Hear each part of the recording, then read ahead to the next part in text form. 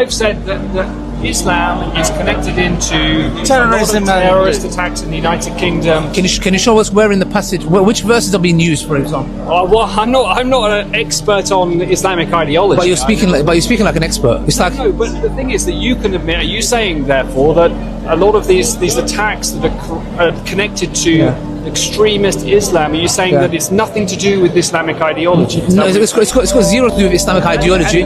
If you look at scripturally, if you look at what's happening in Gaza, okay, is that there's a ethnic genocide happening. Yes. Now, the genocide is not just it's militarily and morally wrong. You agree that killing innocent men, women, and children. However, if you look at what they are quoting, like Benjamin Netanyahu, he's quoting 1 Samuel chapter 15, verse 2 to 3, which is the very scripture that is held by Christians and the Jews.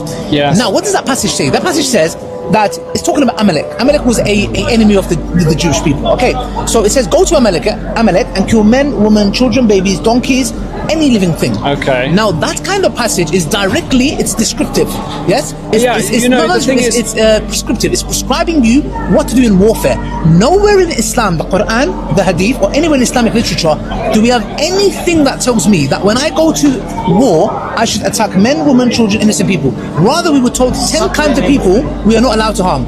For example, innocent men, innocent women, innocent children, trees, monks. We are not. Yes, even trees. You're not allowed to harm trees. Okay. So the point is, if you can't harm trees, how can you harm So the people who have committed these attacks, for example, the Manchester Arena bombing. Yes, Manchester, you're telling the bridge, me that's on the bridge. Nothing to do with Islam. Let me tell you this: they look like us, they talk like us, and they even walk like us. Okay. However, what I would ask for is, where in the Quran do they justify this action? Okay. What we say is this: they are deranged people, just like, for example, every week there's a mass shooting in America, done by a person that most likely looks like you. But I can't come and say to you, do you condemn them?